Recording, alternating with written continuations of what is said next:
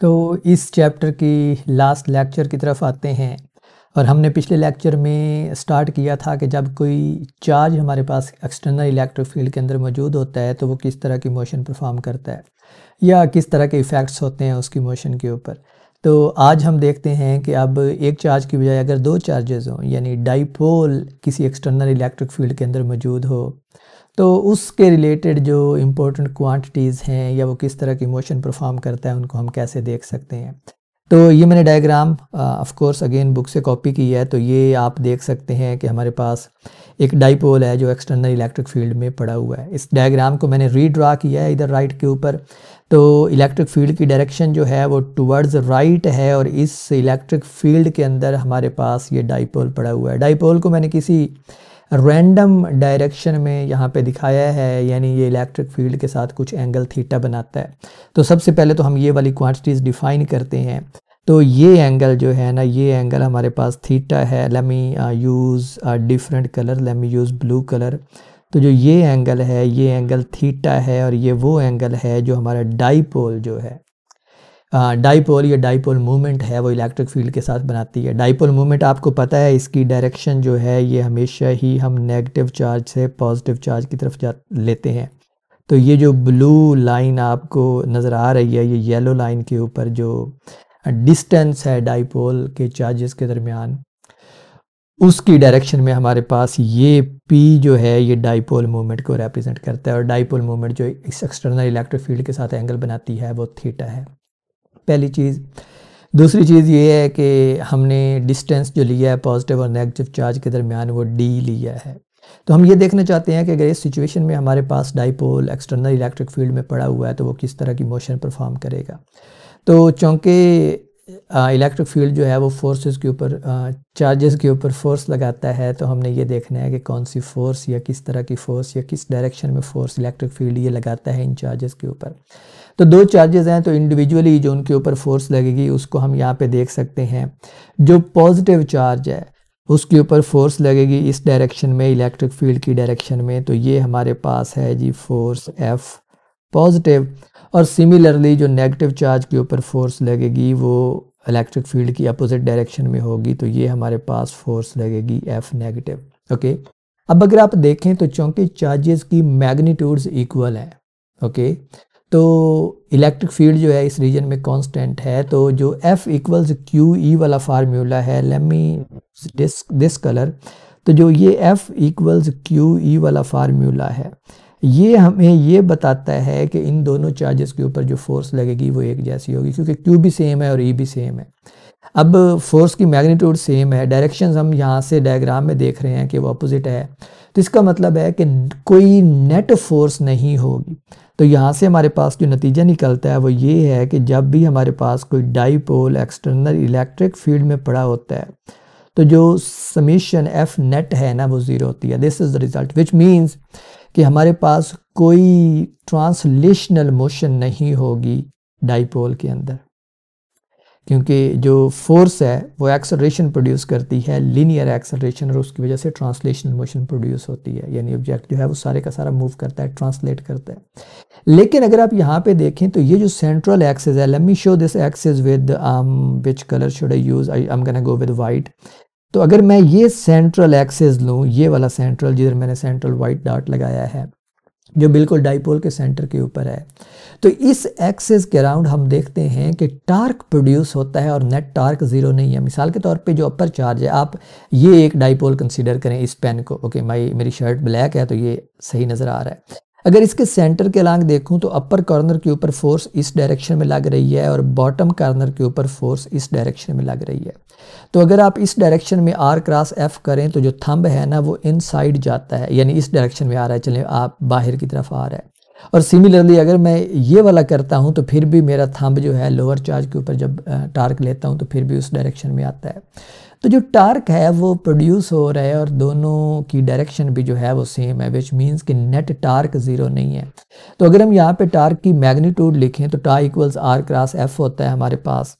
तो जो net torque बनेगा हमारे पास इस सूरत में, let me write it first, tau equals R cross F, और जो इस सूरत में हमारे पास नेट टार्क बन रहा है, जिस डायरेक्शन में टार्क प्रोड्यूस हो रहा है, यानी जो थंब की डायरेक्शन है, अगर उस डायरेक्शन को मैं पॉजिटिव लेता हूं तो जो नेट मेरे पास टार्क प्रोड्यूस होगा वो क्या होगा, R F sine theta, R F sine of angle theta. और चूंकि मेरे पास दो चार्जेस हैं तो ये बनेगा हमारे पास आर जो है वो d/2 है, d/2 है, और साथ में आ जाएगा एफ साइन थीटा। और चूंकि दो चार्जेस हैं तो ये टर्म हमारे पास आएगी 2 मरतबा d/2 F sine theta. Okay, तो हमारे पास यहाँ पे नेट टार्क ज़ीरो नहीं है, और उसकी वैल्यू आप यहाँ पे देख सकते हैं कि नेट जो टार्क की वैल्यू है मैग्नीट्यूड में वो हमारे पास आई है डी एफ साइन थीटा, क्योंकि d/2 एफ साइन थीटा और d/2 एफ साइन थीटा हमारे पास डी एफ साइन थीटा बनता है।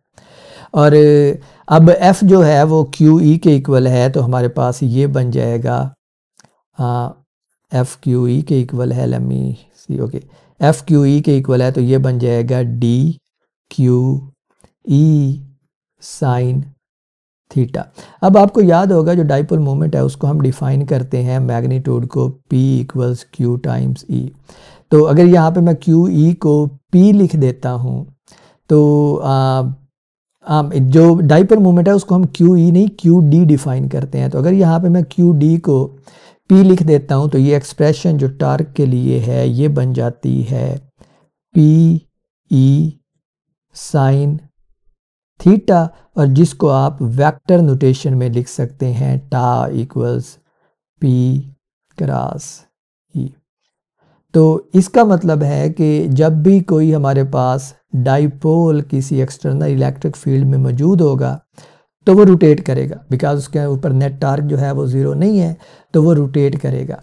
और यहाँ पे जब वो रोटेट करता है तो आपको let me quickly remind you कि जब आप लीनियर मोशन की बात करते हैं तो उसमें जब कोई ऑब्जेक्ट ट्रांसलेट करता है, यानी किसी फोर्स के अंदर, एफ फोर्स के अंदर वो ट्रांसलेट करता है तो कुछ फासला कवर करता है, तो हम कहते हैं कि फोर्स ने कुछ वर्क किया है। Okay, that is the linear work जो आप W equals F dot D लिखते हैं। सिमिलरली जब किसी एक्सटर्नल टार्क के अंदर कोई ऑब्जेक्ट रोटेट करता है तो उसको हम रोटेशनल वर्क कहते हैं, और इसकी एक्सप्रेशन मैं बहुत पहले आपको पढ़ा चुका हूँ 9th चैप्टर में।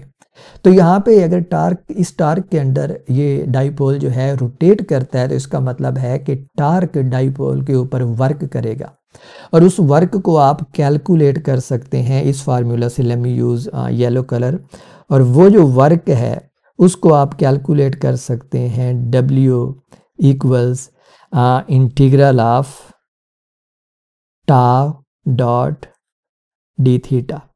ओके, थीटा जो है ये एंगुलर डिस्प्लेसमेंट है, और इसकी पॉजिटिव डायरेक्शन यहाँ पे मैंने डिफाइन की है, ये वाली डायरेक्शन इसकी पॉजिटिव डायरेक्शन है। अगर आपको ये एक्सप्रेशन जो है ये याद नहीं आ रही तो आपको इसको याद रखने की ज़रूरत नहीं है, ये बहुत आसान एक्सप्रेशन है। Just remember, let me quickly right it hair on this side. आपको पता है ना कि जो वर्क होता है लीनियर वर्क वो किसके इक्वल होता है, एफ डॉट डी, या फिर अगर आप इसको इंटीग्रल फॉर्म में लिखते हैं तो वो बन जाता है इंटीग्रल ऑफ एफ डॉट, चलें मैं इसको एफ डॉट एस लिखता हूँ, और अगर आप इसको इंटीग्रल फॉर्म में लिखते हैं तो ये बन जाएगा F dot D S. Okay, यही वर्क की आपके पास एक्सप्रेशन होती है ना। अब ज़रा आप याद करें कि हमारे पास दो तरह की मोशंस होती हैं, लीनियर मोशन और रोटेशनल मोशन। दो तरह की ही मोशन है जो हम पढ़ के आए हैं। तो लीनियर मोशन में जो फोर्स होती है, रोटेशनल मोशन में वो चीज़ क्या बन जाती है, टार्क। लीनियर मोशन में जो डिस्प्लेसमेंट होता है रोटेशनल मोशन में वो क्या बन जाता था, एंगुलर डिस्प्लेसमेंट, और एंगुलर डिस्प्लेसमेंट जो है वो थीटा होता है। तो यही इक्वेशन जो है आप इसी इक्वेशन को एफ को टार्क से और डी एस को डी थीटा से रिप्लेस कर दें तो आपके पास वर्क की एक्सप्रेशन आ जाती है in terms of rotational motion. तो ये सिंपली वो काम है, इसमें कोई मुश्किल नहीं है। और चूँकि जब वो रोटेट करता है तो थीटा चेंज होता है, तो इसका मतलब है कि थीटा की वैल्यू हमारे पास यहाँ पे चेंज होगी from some initial angle theta naught to some final angle theta. और चूँकि अब मैं इंटीग्रेशन की लिमिट थीटा की फॉर्म में पुट कर रहा हूँ तो इस थीटा को मैं डी थीटा प्राइम कह लेता हूँ। अब इसको अगर मैं डॉट प्रोडक्ट ख़त्म करता हूँ तो ये मेरे पास बनेगा minus integral theta naught up to theta tau d theta. अब आप कहेंगे कि ये नेगेटिव साइन कहाँ से आया, तो यहाँ पे आप देखें जो टार्क है ना उसका इफ़ेक्ट ये होता है कि जो थीटा है वो हमारे पास डिक्रीज़ होता है। इस फोर्स की वजह से, ये फोर्स इस डायरेक्शन में है तो इसकी वजह से जो टार्क प्रोड्यूस होता है वो डाउनवर्ड डायरेक्शन में है, विच मीन्स कि वो जो टार्क है वो पॉजिटिव चार्ज को इस डायरेक्शन में रोटेट करवाने की कोशिश करता है और सिमिलरली नेगेटिव चार्ज को इस डायरेक्शन में रोटेट करवाने की कोशिश करता है। तो जब ये रोटेट करवाता है टार्क इस डायरेक्शन में तो हमारा एंगल थीटा जो है वो कम होता है, तो चूँकि थीटा डिक्रीज हो रहा है so the negative sign. Okay, तो ये रीज़न है नेगेटिव साइन की। तो अब हम इसको टाउ डी थीटा पर को अगर कैलकुलेट करते हैं तो टाउ की वैल्यू हमारे पास है वो किसके इक्वल है, पी ई साइन थीटा। तो हम टार्क की वैल्यू अगर सब्सटीट्यूट कर दें तो ये बन जाएगा W equals minus P E integral theta naught up to theta और साइन थीटा हमारे पास आ जाएगा with d theta. Sine theta का आप इंटीग्रल लेंगे तो वो माइनस कॉस थीटा होता है, तो माइनस माइनस पॉजिटिव हो जाएंगे, तो ये बन जाएगा प्लस पी ई और साथ में आ जाएगा अब हमारे पास कॉस थीटा और थीटा की जो इंटीग्रेशन की लिमिट्स हैं वो थीटा नॉट से सम थीटा है। Let me call this theta prime जो इंटीग्रैंड है। ओके, तो अब हमारे पास यहाँ पे जो वर्क की एक्सप्रेशन आती है वो आती है P E cause of theta minus cos of theta not. तो ये हमारे पास वर्क आ गया। वर्क अच्छी क्वांटिटी है but we are more interested in potential energy. और अब अगर आप याद करें अगेन वो जो हमने मैकेनिक्स में पढ़ा था, तो पोटेंशियल एनर्जी जो होती है, जो चेंज इन पोटेंशियल एनर्जी होती है हमारे पास वो इक्वल होती है delta U equals negative of the work done by the force. Okay, तो ये हम करेंगे तो ये हमारे पास जो पोटेंशियल एनर्जी है वो minus P, late me actually write it here, तो जो डेल्टा यू है because this is an important equation, वो इक्वल आता है minus P E cosine of theta minus cosine of theta not. Okay, अब यहाँ पे याद रखें कि जो हमारे पास थीटा है this is the final angle जो टार्क के अंदर रोटेट करके डाइपोल बनाता है इलेक्ट्रिक फील्ड के साथ। जो थीटा नॉट है ये इनिशियल एंगल है, it can be any angle. Torque जो डाइपोल है उसको आप किसी भी एंगल के ऊपर इलेक्ट्रिक फील्ड में रख सकते हैं और उसके बाद जब आप रखेंगे तो इलेक्ट्रिक फील्ड उसके ऊपर फोर्स लगाएगा जिसकी वजह से टार्क प्रोड्यूस होगा और वो रोटेट करेगा और किसी फाइनल स्टेट में जाके रुकेगा इक्विलिब्रियम स्टेट में। ओके, तो जो थीटा नॉट है ना दिस इज इनिशियल एंगल। ये आपकी मर्जी है, आप चाहें तो इस पोटेंशियल एनर्जी की एक्सप्रेशन जो बहुत इंपॉर्टेंट एक्सप्रेशन है आप इसको इसी फॉर्म में लिखें, या फिर आपको याद होगा कि हमारे पास जो चेंज इन पोटेंशियल एनर्जी होती है उसमें जो रेफरेंस पॉइंट होता है वो आर्बिट्रेरी होता है। याद है आपको कि आप जब भी potential energy, gravitational potential energy को mgh लिखते हैं, आपने पहले ही उसका रेफरेंस पॉइंट ज़मीन की सरफेस लिया होता है कि आप कहते हैं ज़मीन की सरफेस के ऊपर पोटेंशियल एनर्जी ज़ीरो है, तो अब जो उससे ऊपर जितनी भी हाइट होगी वो सिंपली h होगी, अदरवाइज़ ये डेल्टा h बनती है। क्योंकि मैं अगर टेबल की सरफेस को ले लूँ रेफरेंस पॉइंट, तो ये हाइट जो है ये टेबल की सरफेस से इस तक की हाइट होगी, तो ये डेल्टा h होगी। ओके, ग्राउंड के हिसाब से। तो यहाँ पे भी जो थीटा नॉट है ना इट्स प्योरली आर्बिट्रेरी। तो यहाँ पे अगर आप थीटा नॉट को इनिशियल जो आपके पास एंगल है उसको आप चूज़ कर सकते हैं कि ये π/2 है, 90 डिग्री है। ये वही कंडीशन है जो आप ग्रेविटेशनल पोटेंशियल एनर्जी में दूसरे जब आप एब्सोल्यूट पोटेंशियल एनर्जी कैलकुलेट करते हैं तो कहते हैं कि फ़र्ज़ करें हमारा इनिशियल पॉइंट इन्फिनिटी पे है। अगर इनिशियल पॉइंट इन्फिनिटी पे है तो वहाँ पे पोटेंशियल एनर्जी ज़ीरो होगी, just to give your expression for potential energy a beautiful form. तो जब थीटा नॉट जो है वो π/2 है तो ये जो डेल्टा यू है जो हमारे पास होता है U f minus U i, ये बन जाएगा minus P E cosine theta minus zero, because cos π/2 जो है वो ज़ीरो होता है। तो यू आई जो है इस हिसाब से ज़ीरो हो जाएगा और हमारे पास यू एफ रह जाएगा और वो इक्वल आ जाएगा minus P E cos theta, और इसको आप अब यू एफ की बजाय सिंपली यू भी लिख सकते हैं because there is no other symbol you involved in this equation. And so this is the potential energy of a dipole placed in an electric field, in an external electric field. This is very very very important expression. आप इस expression को सारे जो higher level के course हैं, research है, हर जगह पे देखेंगे जहाँ पे इलेक्ट्रॉन्स मौजूद हैं, जहाँ पे डाइपोल्स बनते हैं मटेरियल्स के अंदर, ये एक्सप्रेशन जो है ये वहाँ पे मौजूद होती है। Very very important expression and this is how you derive it. या this is how you drive it. Okay, so that's it. अब मैंने आपको कहा कि ये जो इनिशियल एंगल है ना, ये आर्बिट्रेरी है। ओके, असल ये वाली एक्सप्रेशन है जो चेंज इन पोटेंशियल एनर्जी बताती है, और ये वाली इक्वेशन जो है इसको आप कह सकते हैं एब्सोल्यूट पोटेंशियल एनर्जी, बिकॉज मैंने रेफरेंस पॉइंट π/2 ले लिया है, तो उस हिसाब से मेरी जो इनिशियल एनर्जी है, इनिशियल पोटेंशियल एनर्जी है, वो ज़ीरो बन जाती है। So let me solve quickly a problem related to it. जिसमें हम इस फार्मूला की बजाय ये वाला फार्मूला यूज़ करेंगे जो मोस्ट जनरल फार्मूला है, and this is I believe problem 13।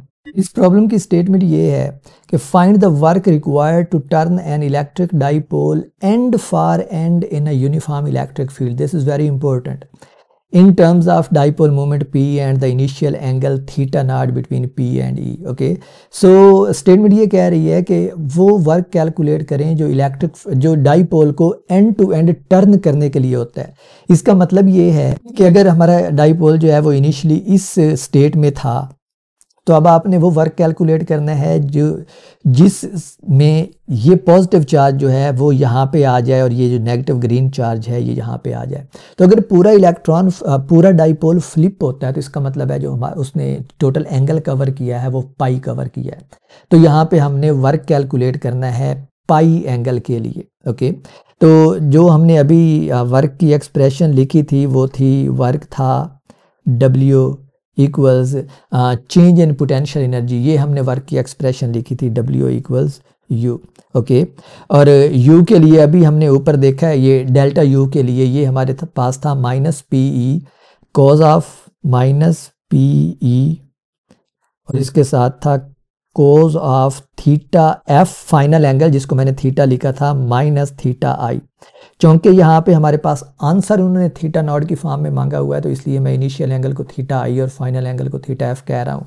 ये इनिशियल एंगल थीटा आई जो है वो इस केस में ये वो है जहाँ पे मैंने उसको इंटीग्रेट किया था, और फाइनल जो थीटा एफ है वो थीटा है। ठीक है, तो these are just integration limits, तो आप इनको कोई भी नाम दे सकते हैं।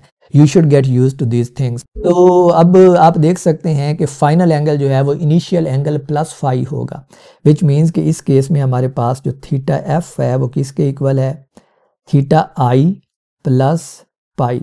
और थीटा आई जो है उन्होंने इसको डिफाइन किया हुआ है कि ये हमारे पास थीटा नॉट है, तो ये बन जाएगा final angle theta not plus phi. तो ये वैल्यूज़ अगर हम सब्सटीट्यूट करें तो हमारे पास जो वर्क आएगा वो बनेगा -PE, और ये अब बनेगा cos of theta not plus pi minus cos of theta not. और cos of theta not plus pi जो है वो minus cos of theta not के बराबर होता है, क्योंकि इसको सेकंड क्वाड्रेंट में ले जाएगा और उसमें जो कोसाइन है वो नेगेटिव होता है। तो ये बन जाएगा -PE into minus cos of theta not minus cos of theta not.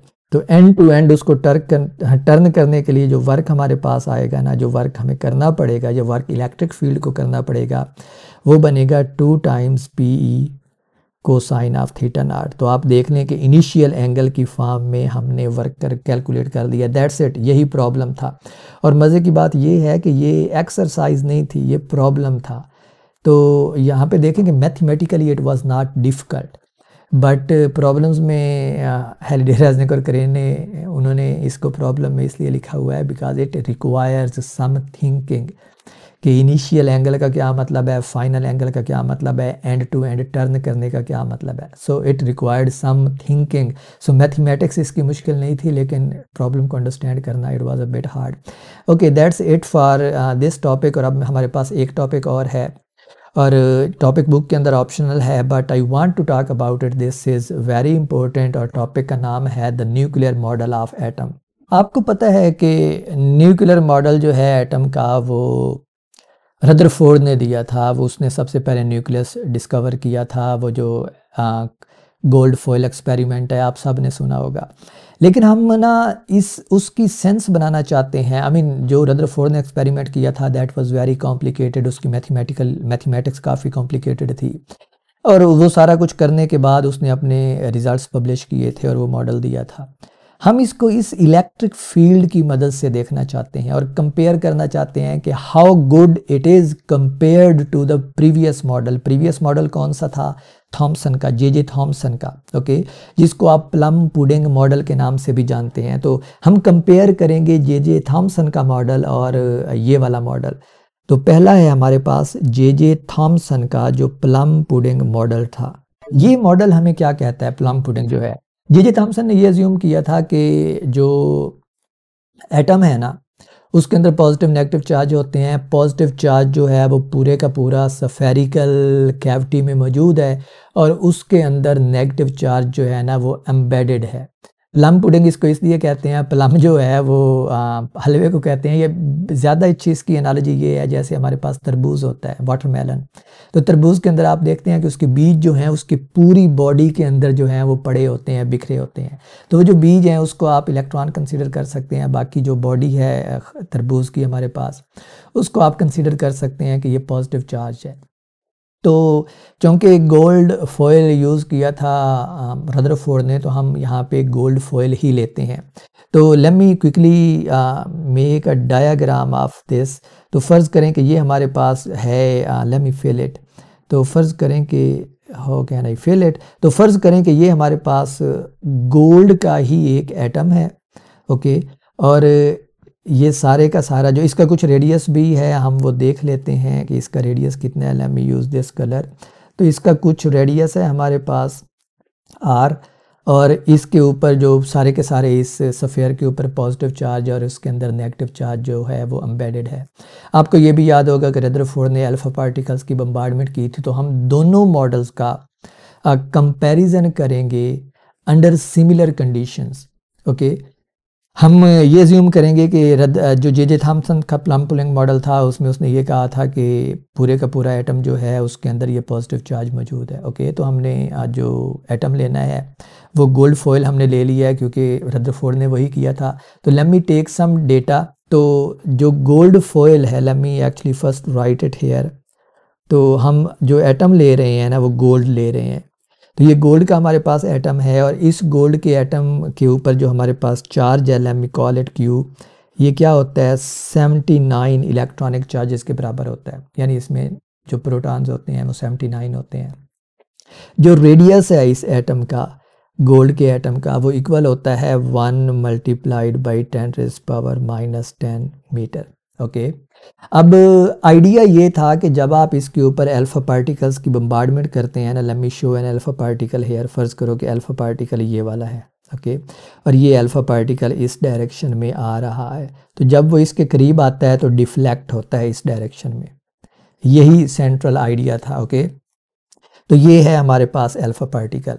तो जब वो अल्फ़ा पार्टिकल के ऊपर पॉजिटिव चार्ज है और जब अल्फ़ा पार्टिकल इसके करीब आता है तो इसकी सरफेस के ऊपर, चूँकि उसके बॉडी के अंदर पॉजिटिव चार्ज मौजूद है, इस गोल्ड का जो एटम है हमारे पास, तो उसकी सरफेस के ऊपर इलेक्ट्रिक फील्ड प्रोड्यूस होगा। सरफेस के ऊपर इलेक्ट्रिक फील्ड कितना प्रोड्यूस होगा ये हम कैलकुलेट कर सकते हैं। तो हम यहाँ पे इस जो थॉमसन का मॉडल है उसमें जो ई सरफेस है ना वो हमारे पास आता है कि q divide by r square.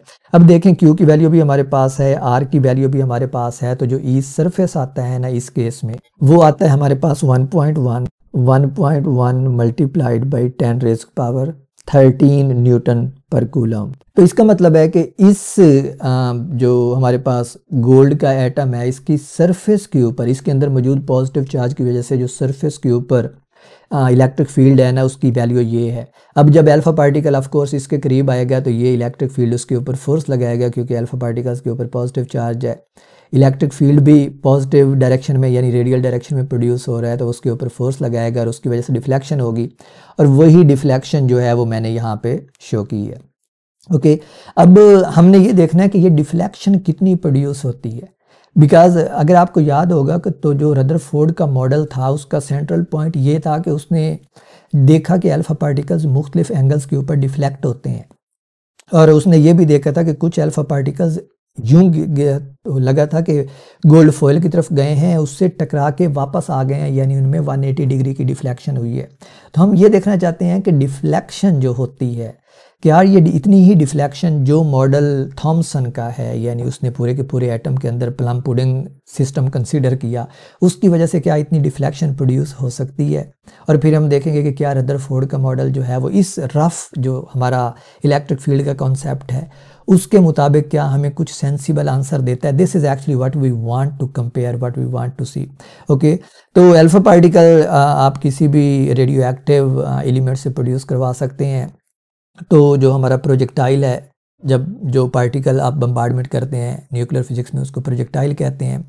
तो हमारा जो प्रोजेक्टाइल है ना वो है अल्फा पार्टिकल्स। ओके, तो अल्फा पार्टिकल्स जब फ़र्ज़ करो कि ये किसी न्यूक्लियर सोर्स से प्रोड्यूस हो रहे हैं तो उनकी जो काइनेटिक एनर्जी है ना जिससे वो निकल रहे हैं वो हमारे पास दी हुई है जी 9.3 मल्टीप्लाइड बाई 10 रेज़ की पावर -13 जाउल।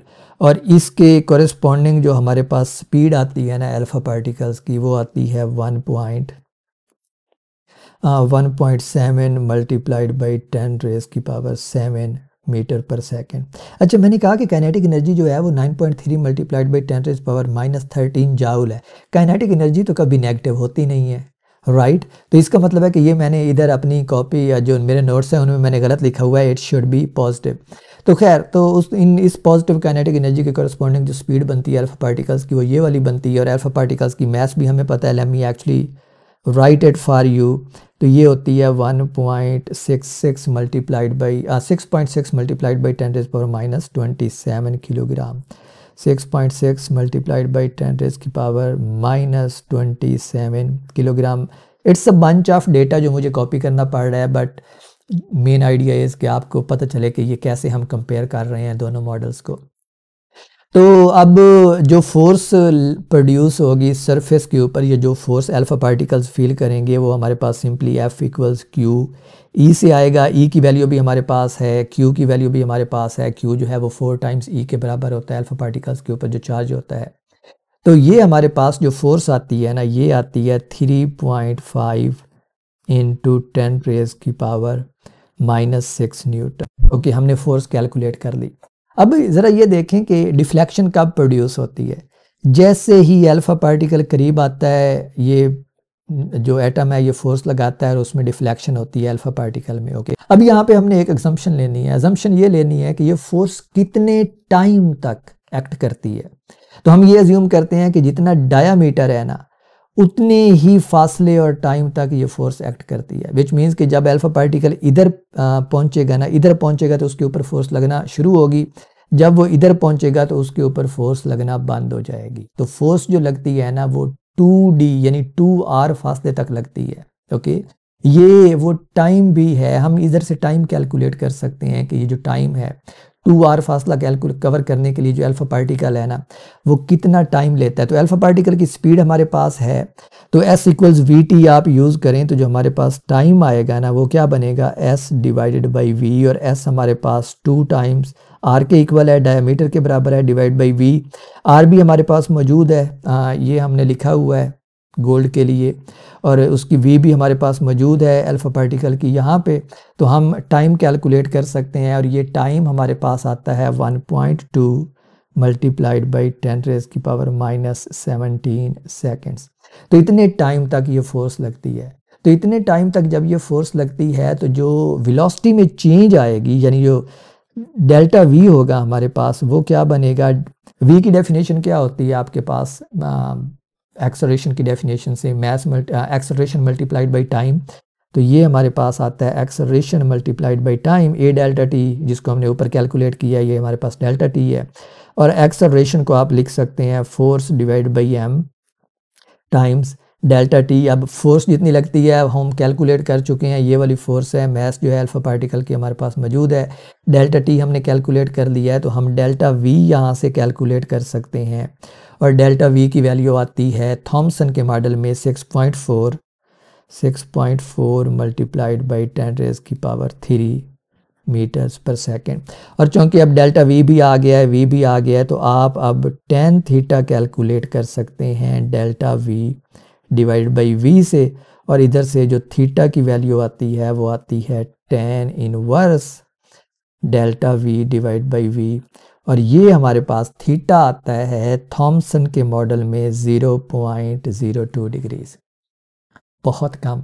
मैंने अभी आपको बताया कि रदरफोर्ड के एक्सपेरिमेंट में हमारे पास जो थीटा था, डिफ्लेक्शन एंगल था, वो 0 से स्टार्ट होके, यानी इसके करीब करीब स्टार्ट होके 180 तक जाता था। ओके, नाउ लेट्स चेक कि जो रदरफोर्ड का मॉडल है वो हमें क्या बताता है। So now we are going towards Rutherford. Rutherford के मॉडल में जो थॉमसन के मॉडल में फ़र्क था, थॉमसन ने प्लम पुडिंग का दिया था। ओके, ये रदरफोर्ड है, फोर नहीं है।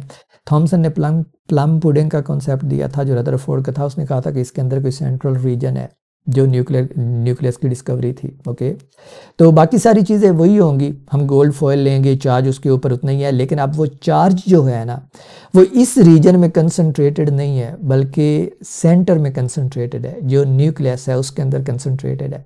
और न्यूक्लियस का जो साइज़ है गोल्ड के केस में, let me see if I can get that one, तो जो साइज़ है न्यूक्लियस का गोल्ड के केस में वो है 7 फर्मी मीटर, जिसको आप 7 फेम्टोमीटर भी कहते हैं। तो इस केस में हमारे पास जो आर है ना, और ये न्यूक्लियस का साइज़ है, और ये है 7 फर्मी मीटर या फेम्टोमीटर, या जिसको आप लिख सकते हैं 7 मल्टीप्लाइड बाई 10⁻⁻15 मीटर। बाकी सारा डेटा वही है, तो हमने वही कैलकुलेशन रिपीट करनी है जो अभी हमने थॉमसन के लिए रिपीट की है। तो सबसे पहले तो हम सरफेस के ऊपर इलेक्ट्रिक फील्ड की वैल्यू कैलकुलेट करेंगे। तो हमारे पास जो ई सरफेस आता है रदरफोर्ड के केस में, वही फार्मूला होगा KQ/r², बस r डिफरेंट है। तो अब इसकी वैल्यू जो हमारे पास आती है ई सरफेस की, वो आती है 2.3 मल्टीप्लाइड बाई 10⁻21 न्यूटन पर कूलम्स। और फिर यहाँ से जो F सरफेस आता है वो होता है हमारे पास Q टाइम्स E। तो हम E और Q की वैल्यूज़ सब्स्टिट्यूट करें। Q जो है वो 79 इलेक्ट्रॉनिक चार्जेस के बराबर है, तो ये हमारे पास आता है 740 न्यूटन, जो कि बहुत ज़्यादा फोर्स है कंपेयर टू दैट फोर्स जो हमारे पास लास्ट थॉमसन वाले केस में आई थी। नेक्स्ट हम अगेन डेल्टा टी कैलकुलेट करेंगे। अब हम सारी वही बस रिपीटिशन कर रहे हैं, तो वो हमारे पास आएगा 2r divide by t, 2r divide by v. Interestingly आप देखें कि r का फैक्टर यहाँ भी आया, तो सिर्फ एक r चेंज करने से बहुत ज़्यादा फ़र्क पड़ रहा है कैलकुलेशन के ऊपर। तो इस केस में हमारे पास जो डेल्टा टी की वैल्यू आती है वो आती है 8.22 मल्टीप्लाइड बाई 10⁻⁻22 सेकेंड। और फिर हम डेल्टा वी चेक करेंगे, और डेल्टा वी हमने लिया था delta we equals a delta T, जिसको हमने लिखा था ए को हमने लिखा था F/m, तो ये बन जाएगा F/m, जो मैस है यहाँ पे ये अल्फ़ा पार्टिकल की है, मल्टीप्लाइड बाई डेल्टा टी। और ये जो डेल्टा वी की वैल्यू आती है इस केस में ये आती है 9 मल्टीप्लाइड बाई 10⁻7 मीटर्स पर सेकेंड।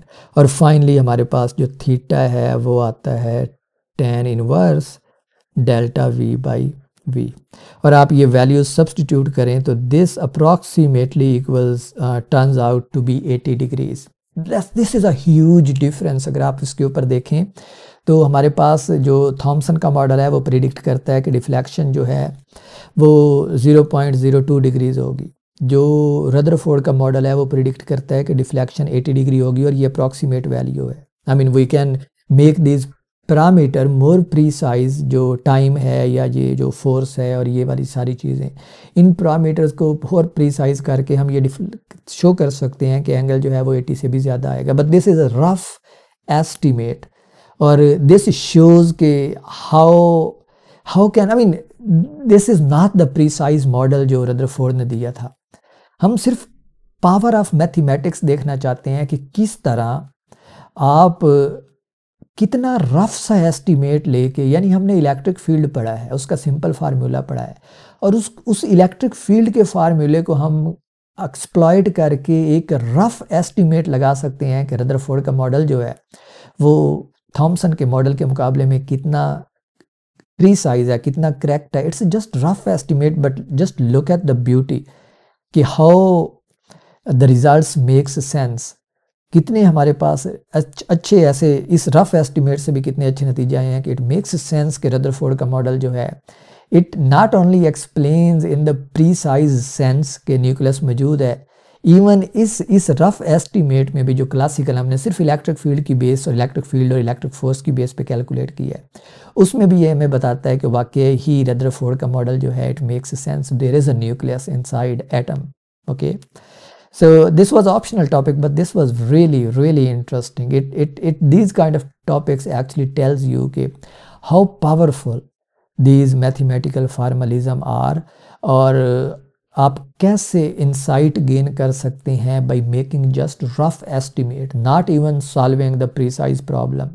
और यही आपको बताता है कि ये जो प्रॉब्लम्स बुक के एंड के ऊपर दिए होते हैं, ये जो दूसरे प्रॉब्लम्स हैं, how powerful these are, because they train you how to solve the real problem, the real world problems. Anyway, I'm done talking on this because as I always say, I'm not a motivational speaker. I can't just emphasize enough how beautiful and how important these things are. तो ये chapter यहाँ पे ख़त्म होता है. So let's finish it here and hopefully we will soon start our next chapter. And things are going to be more interesting now because Gauss's law, electric potential और ये चीज़ें आना स्टार्ट हो जाएंगी. Anyway, तब तक के लिए मुझे इजाज़त दीजिए. Bye bye.